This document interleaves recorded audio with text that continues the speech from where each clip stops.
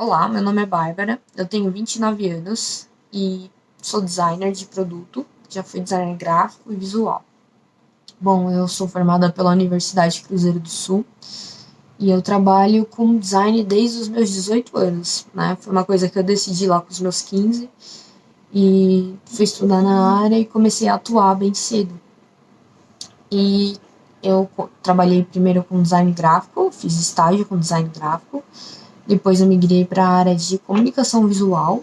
Aí fiz para empresas desde Habib's até Hospital Infantil, diversas empresas bem enriquecedores para mim. Depois eu migrei para a área de design de produto, onde eu criava brinquedos, peças de conforto e bem-estar para FON. Lá era um pouco mais de etapas assim para criar um produto, né? Era diferente da comunicação visual por isso. Ela era composto por três partes da equipe: o setor de vendas, o design e a modelagem. Aí tinha a fábrica também, mas minha equipe, enfim, envolvia essas três etapas. Então, o setor de vendas passava um filtro para o cliente. Esse filtro informava o que dava ou não dava para ele fazer, o que ele precisava e tudo mais. Deixava bem enxuto. Aí o cliente passava o logo dele e a comunicação visual dele pra gente. E essas informações chegavam a mim. E nessa minha etapa deles, né, na verdade, tinha três tipos de design que poderiam ser feitos. O primeiro é pegar uma peça que já existe da FON e personalizar ela com o logo da empresa. A gente coloca a cor, tudo e coloca o logo. Era mais simples. A segunda era mediana, que era pegar uma peça que também já existia e criar uma estampa para colocar nessa peça, né? Era tudo tecido, setor têxtil, né? A gente trabalhava com poliamida e poliéster e enchimentos de micropérolas. E a terceira, que era a mais complicada, que era a que eu mais gostava, era o desenvolvimento do zero da peça. Por exemplo, um exemplo. O cliente tinha um segmento para bebês e ele queria criar uma peça de almofada que fosse dentro da banheira para auxiliar a mãe a dar banho na criança. E essa peça teria que boiar, teria que secar mais fácil. E isso daí é um desenvolvimento do zero à parte. Fora algumas outras coisas que ele queria. Por exemplo, eu queria que a peça fosse mais lúdica, que ela tivesse elementos de olhinhos e tal, sabe? Era mais complicado de se fazer, né? Demorava mais. Então, assim, depois que definia qual era o tipo de peça que ia ser criada, eu tinha os prazos para cada uma, né? A primeira era mais simples, era mais rápida. A segunda era metade do tempo. A terceira talvez demorasse um dia para ser feita, né? E depois disso eu criava o layout, colocava todos os elementos que iam para o cliente, também iam para a fábrica depois, posição de etiqueta, se ia ou não com botão, às vezes a peça precisava, as cores do tecido, que tipo de tecido, qual tipo de beneficiamento que ia na peça, se era sublimação, se era termocolagem, se era às vezes sublimação, termocolagem, silk, às vezes um silk.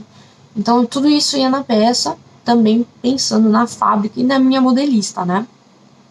Esse layout ia para o cliente aprovava ou não, e até aprovar a peça. Aí depois vinha pra gente, a gente ia fazer o primeiro protótipo.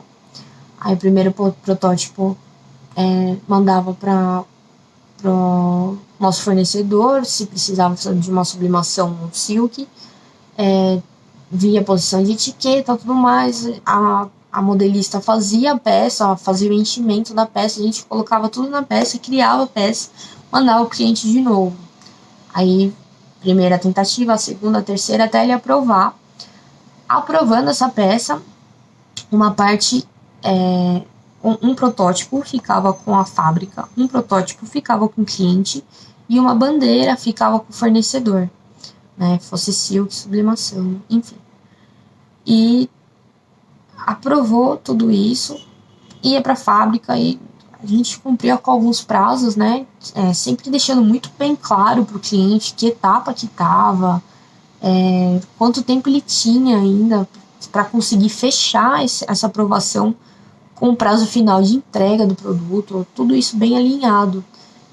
Tinha que ser bem claro para as coisas fluírem, né? E sempre com um bom ânimo, né? Para conversar com todas as áreas, porque imprevistos acontecem. E acho que isso que era divertido do trabalhar, né? Do dia a dia. Então, sempre com uma boa educação e um bom humor, né? Para as coisas fluírem. E sempre pesando, né, nos prazos. Na FON, eu tive vários tipos de clientes possíveis. Já trabalhei com a Jeep, já trabalhei com o YouTube, a Google, Facebook, com Brasil Game Show, Comic Con, empresas de roupa, até empresa pornô já apareceu lá. A gente já fez um projeto para câmera privê. Eu nem sabia o que era. Eu falei, que é isso, gente? Eles me falaram, é um canal pornô. Eu falei, eita. Tipo, então tudo quanto é tipo de cliente a gente já teve. E isso é muito enriquecedor para qualquer designer, qualquer funcionário, assim, ele conseguir entender as demandas que tem no mercado para diversos tipos de setores. Depois de lá da FON, eu saí e fui trabalhar com uma empresa. Aí veio a pandemia, né? Eu fui trabalhar com uma empresa que trabalhava com itens de decoração. Também voltado ao setor nerd, não só, né? Mas o principal deles também era o setor nerd. E eu trabalhei lá por uns 6, 7 meses, mais ou menos. E foi bem legal trabalhar lá, porque eu aprendi na pandemia como trabalhar remoto, né? A gente tinha todo um cronograma para cumprir prazo e tudo mais, né? Tinha que entender como funcionavam as máquinas de corte, porque a principal matéria-prima deles era o MDF.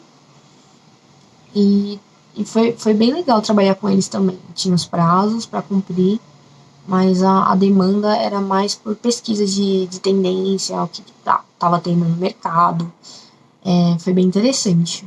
E eu saí de lá para trabalhar numa outra empresa, que foi a Piticas, só que eu não gostei muito de trabalhar na Piticas, eu saí e fui trabalhar por conta, né? Aí eu comecei a fazer coisas de comunicação visual de novo, e também algumas coisas gráficas, e trabalhei aqui para a região onde eu moro, e alguns outros bairros que envolvem. E enquanto trabalhava com isso, eu comecei a fazer um curso que eu tinha muita vontade de fazer, que era joalheria, né? Eu fiz a joalheria básica e a joalheria avançada no Senai.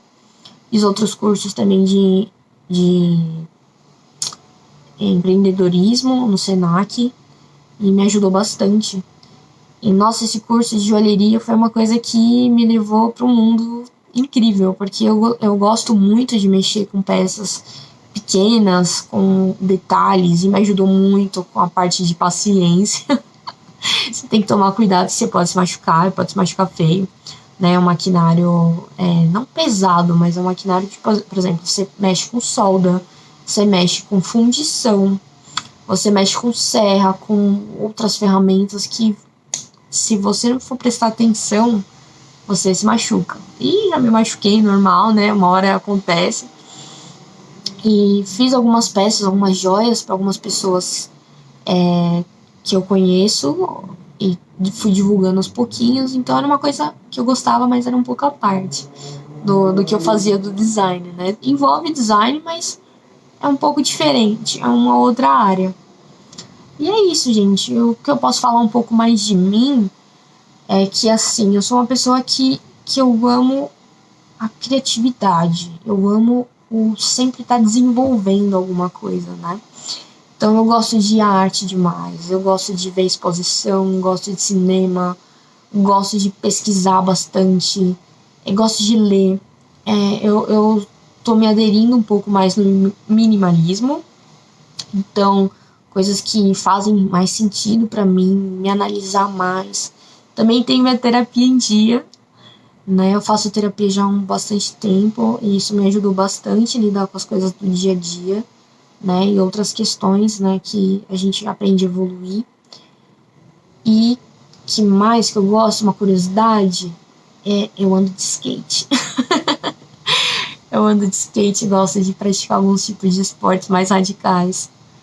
E é isso. Adoro trabalhar em equipe.